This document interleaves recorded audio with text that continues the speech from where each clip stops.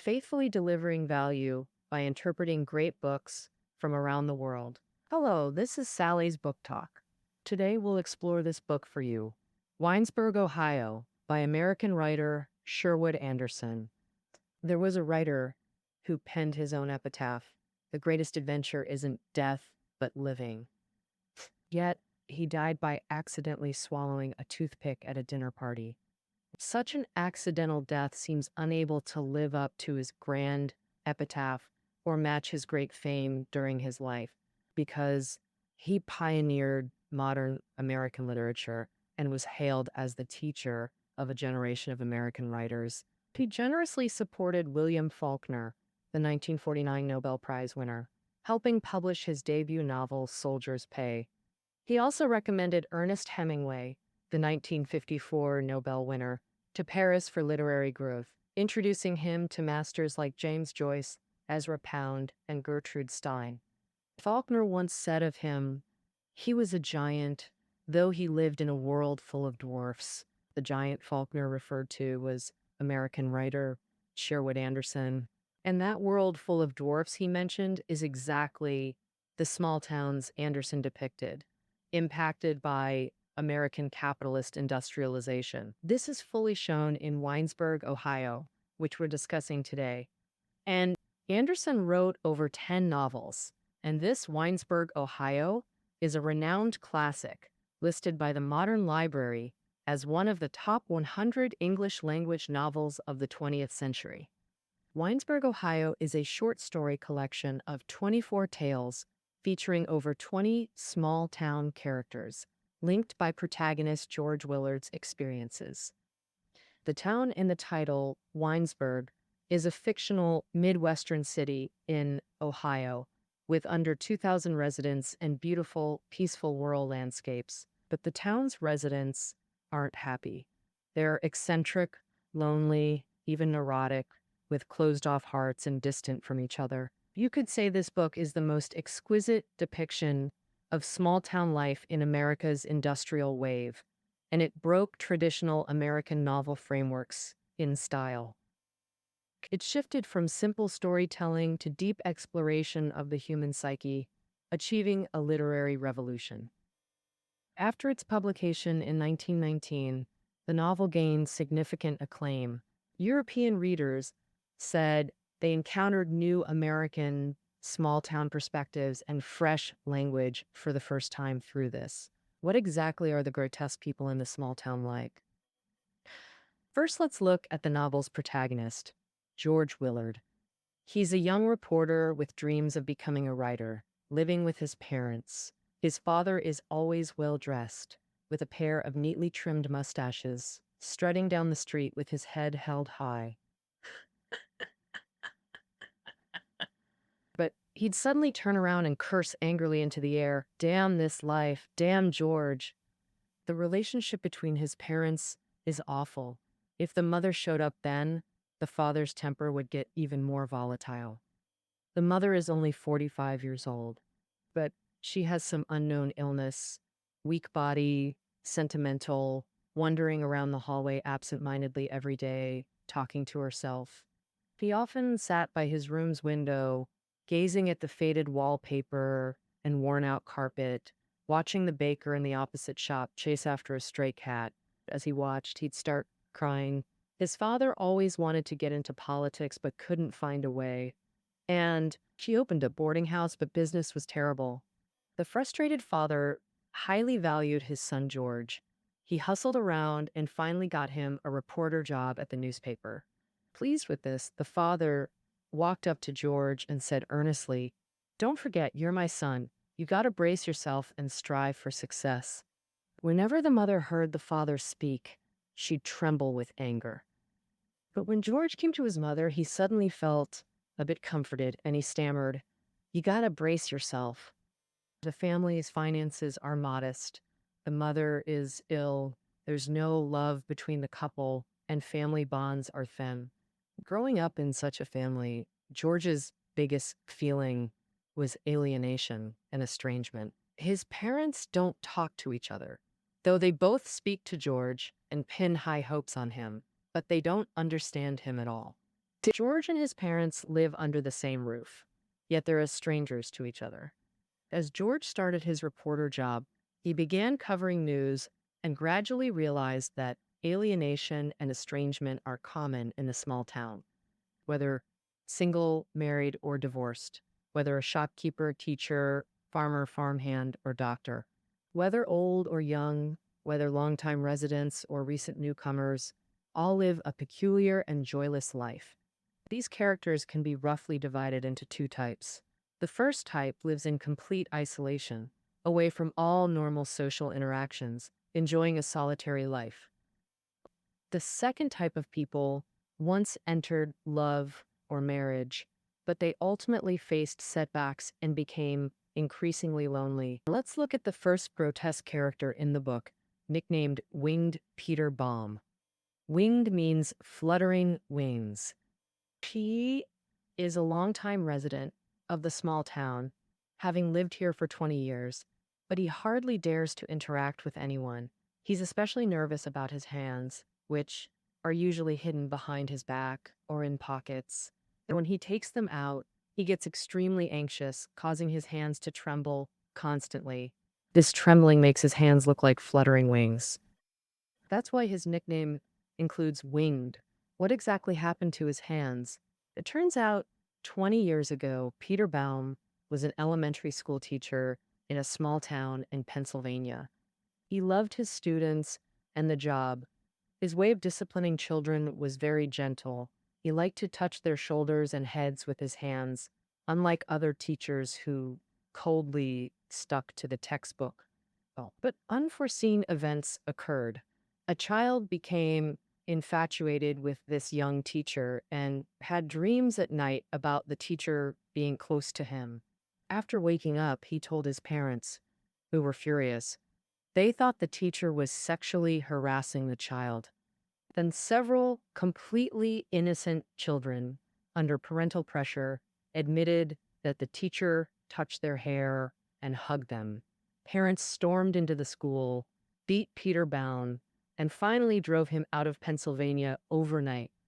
Ironic, tragic, unexpectedly, these affectionate hands brought a sudden disaster upon Peter Baum. With nowhere to go, he fled to Winesburg, changed his name, lived outside town, and made a living by doing farm work. During the day, he went out with his hands hidden securely.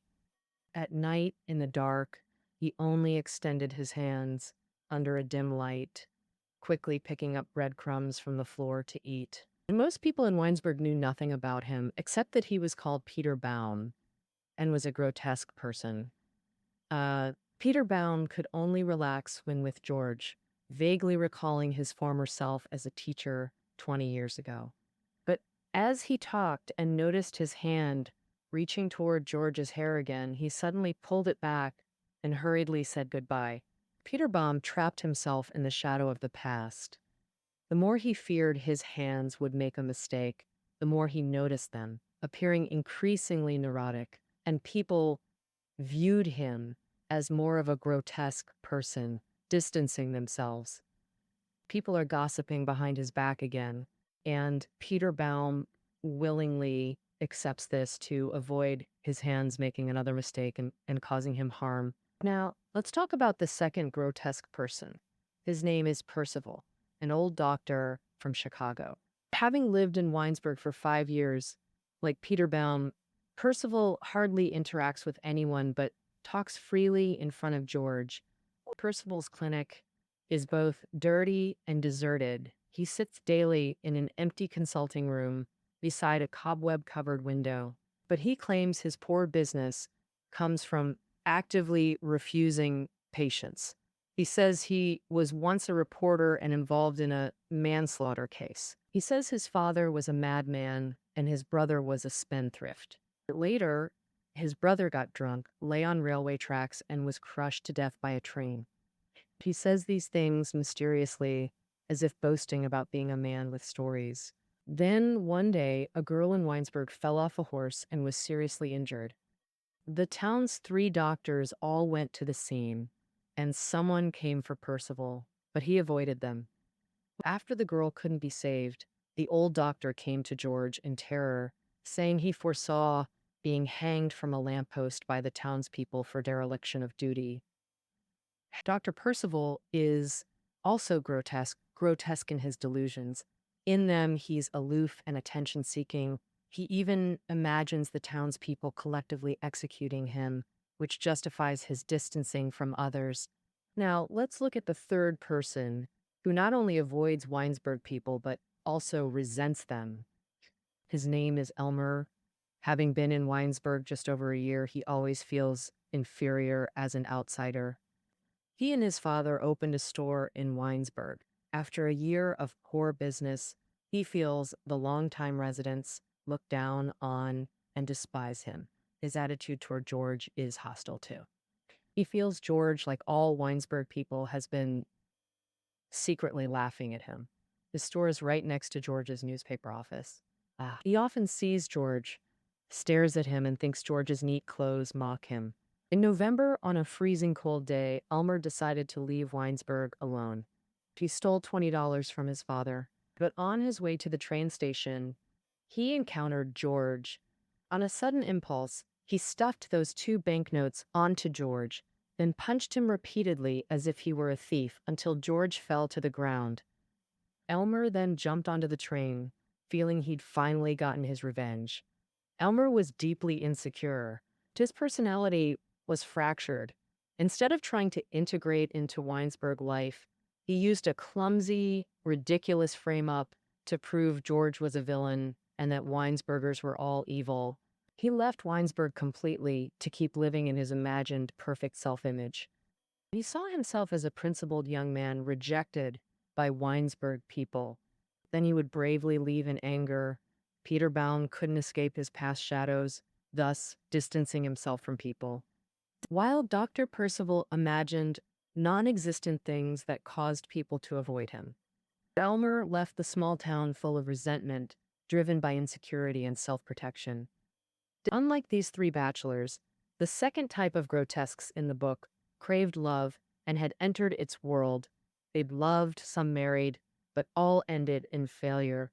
Besides George's parents, the book depicts several failed marriages. The first involves Louise, a country girl whose wealthy father was harsh with her while her mother was overworked and frail. Feeling no love in this family, Louise fled the farm at 15. She boarded with her father's friend in Winesburg, attended school, hoping for a new life. Louise studied diligently, but this annoyed the family's 2 daughters, who thought she only knew books. Meanwhile, Louise envied them, seeing them as city girls, fashionable and effortlessly sociable with the opposite sex. While Louise could only secretly yearn, she adored John, the family's son, craving his embrace, believing one brave step would lead to a new life. So she wrote a love note and slipped it under John's door. Days later, John responded. Louise should have been happy but grew more anxious instead, because she had no idea how men would react. Louise needed an embrace and someone to listen, the intense, longed-for love she'd always lacked. But John's understanding of love between men and women was very direct, a sexual demand, which Louise felt wasn't what she wanted. Yet, she didn't resist. Months later, out of fear of pregnancy, they got married. But it turned out Louise wasn't pregnant, which infuriated her. She felt the man married her under that pretext, and this marriage didn't give her the love she desired. Later, Louise did get pregnant and had a son, but she still didn't understand what love or marriage meant. Louise also didn't know if she wanted this son. She paid almost no attention to him, and her husband blamed her for it. Louise coldly replied, "It doesn't matter, men always get what they want anyway."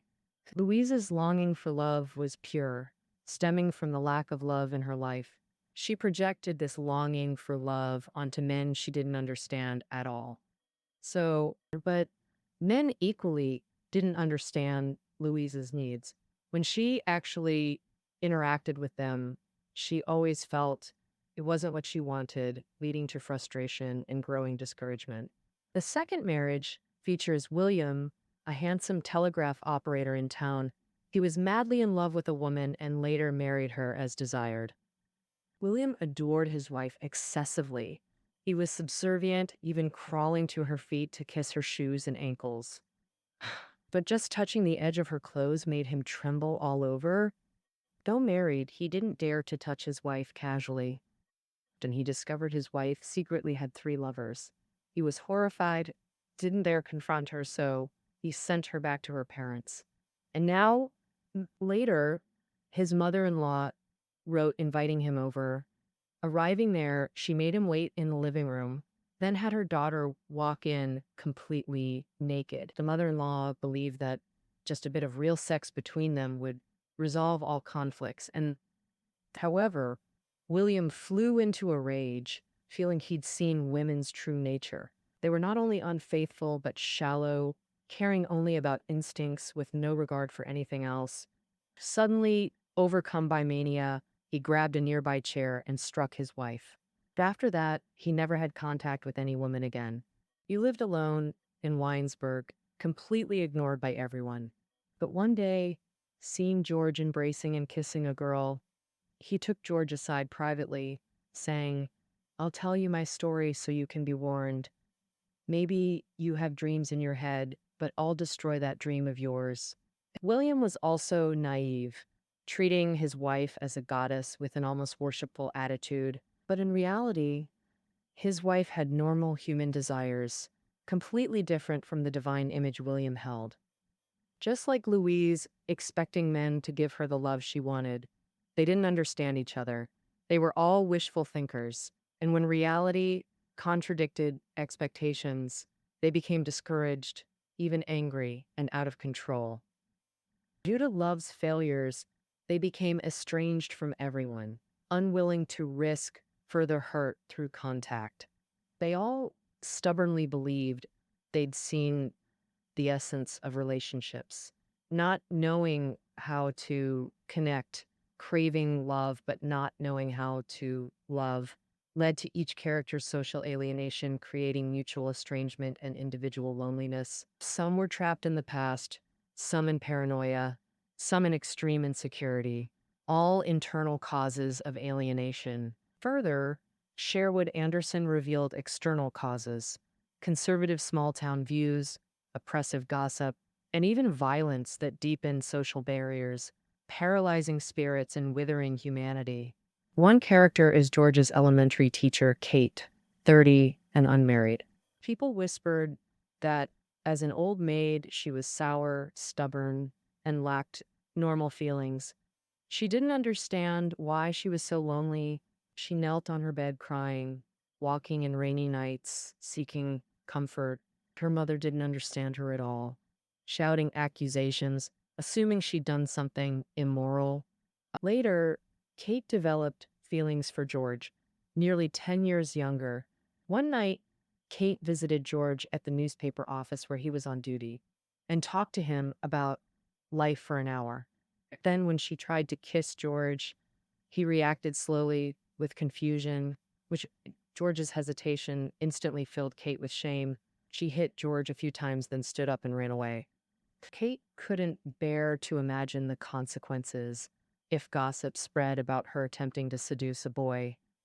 Town's gossip influenced lives so powerfully, it became a terrifying force. Another boy fell for a girl. People eavesdropped on his passionate vows, laughed loudly, and hoped her family would severely punish him. George dated a poor girl but had to keep it secret, constantly worried about being discovered. Small-town life offered no privacy. In this atmosphere, young people lived constrained and awkward lives. As the novel nears its end, Elizabeth, George's mother, reappears. The novel revisits her past. Turns out, her loveless marriage was largely forced by social pressure, and later when she sought new life, she feared societal disapproval. In her youth, Elizabeth had 6 lovers. She remembered how one man repeatedly called her "my sweetheart." The small town buzzed with gossip about her, causing quite a stir. Later, she hastily married. Before the wedding, her father warned, "Your husband Tom is no good," giving her $800 for emergencies, money she never used. She later fell ill, frequently visiting a doctor, gradually developing feelings for him. This doctor, Li Fei, had been married once but barely communicated with his wife. His wife died a year after marriage, leaving him living lonely with almost no friends. He wrote thoughts on paper scraps as substitute for human interaction. Elizabeth found conversations with Dr. Li Fei brought vitality to her difficult days. She felt empowered. She confided in him. I married the wrong man, but there's nothing I can do. Recalling the past, she wept while pacing around the clinic. Dr. Li Fei, captivated, embraced and kissed her passionately. Elizabeth's own passion ignited. Unfortunately, footsteps sounded outside.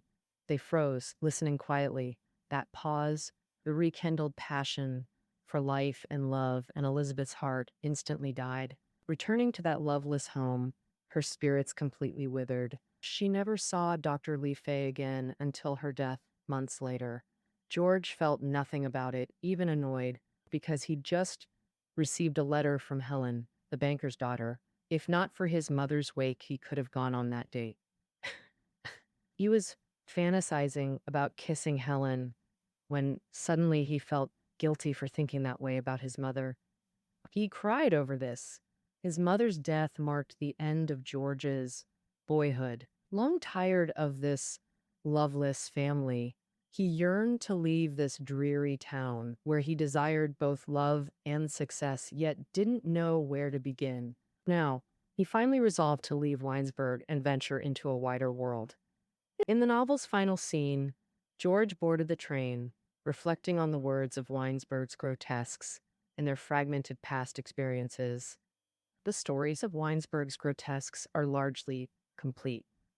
The book's original title was actually Winesburg, Ohio, translated into Chinese as Xiao Sherian Fallow Run, Grotesques of a Small Town. Grotesques refers to abnormal people distorted in certain aspects. This translation stems from a short opening piece in the novel titled The Book of the Grotesque. In this piece, Anderson wrote of an old man who dreams of deformed men and women visiting him, causing such anguish that he decides to write about them. Why do people become grotesques? Anderson wrote, in the beginning, the world was full of truths, all beautiful. Then people appeared. Each seized one truth. Some strong individuals even grabbed handfuls of truths. It was these truths that turned people into grotesques. For once a person takes a held truth as their absolute truth, they strive to live by it, and thus become grotesques. The truth they embrace then becomes falsehood. Why does beauty transform into falsehood? Here, Anderson first questions the permanence of truth in human society. And 19th century America was pioneer history, where agricultural civilization was the accepted truth. But by the late 19th and early 20th centuries, even remote towns faced industrialization's impact. Capital and machinery became new truths, with capitalism bringing new ideologies and lifestyles. Just as Dr. Reefy in the novel repeatedly wrote thoughts on paper only to crumple them, truth in this world kept changing, leaving townspeople adrift. In the novel, the relationship between individual and society is awkward. People clung to old social orders, nostalgic for the agricultural era's tranquility and simplicity. For instance, Elizabeth once prayed for her son George, saying, "Don't let him become shrewd. Don't let him succeed." On the other hand, people were controlled by new desires, like Louise craving fashion and novelty, yearning for free love. Yet, whether clinging conservatively to the past or bravely stepping forward, they all failed. This failure drove people to retreat into safe personal spaces and began establishing their own truths. This is Anderson's second layer of meaning about truth. People grew suspicious of themselves and society, even hostile toward those around them. They enshrined this despair and anxiety as truth, letting it shake their lives and futures. Like Peter Baum, forever living in the shadow of humiliation and exile. Thus, people distanced themselves from others, and society No one understood their truths, nor cared about their beliefs. This alienation became permanent. Those who distance others get distanced themselves, creating a vicious cycle. Gotta break this cycle. Protagonist George represents the town's new generation, choosing to leave amidst confusion. For him, departure meant change and a new beginning. Facing true modernity, transitioning from traditional to modern society marks humanity's deepest social transformation. Townspeople's experiences mirror America's societal evolution at that time. Anderson recalled writing Winesburg, Ohio, in a crowded Chicago apartment. Its characters were tenants, small town folks seeking opportunities, whose struggles he documented authentically. Most characters' stories unfold at night, on streets or outskirts. Night's darkness and confusion became symbols. People hesitated fearfully, yearning to break free yet trapped. For these night-bound souls, Anderson used modern narrative, concise, detached language with psychological depth, revealing fractured minds, subconscious flows, and subtle thought shifts. For example, after Elizabeth's death, George wanted to lift the shroud for a last look, yet fantasized a beautiful girl springing from beneath it. So he muttered disdainfully to himself, saying, "That lying there isn't my mother." Through this series of descriptions, we can see George doesn't understand or care about his own mother. He thought of his love and new life, but couldn't hide his confusion about the future, ending only in feeble self-deception and consolation. If in Europe, with Dostoevsky and Proust as representatives, great artists dissecting the human soul had already emerged, in America, only Sherwood Anderson made a genuine attempt to explore issues of human psychology. He is thus hailed as a pioneer of American modernist fiction. Nobel laureates Faulkner and Steinbeck regarded Anderson as their literary mentor. Faulkner's The Sound and the Fury and Amy Tan's The Joy Luck Club were clearly influenced by Winesburg, Ohio. Faulkner once said, "Anderson is the father of our generation of American writers, and the literary tradition he established will be carried forward by successors." It can be said that Anderson and his Winesburg, Ohio, opened the door to modern American fiction, formally ushering in a new era of exploring the inner world in literary history. All right, that concludes our interpretation of Sherwood Anderson's Winesburg, Ohio. The reading notes are below the audio. See you tomorrow.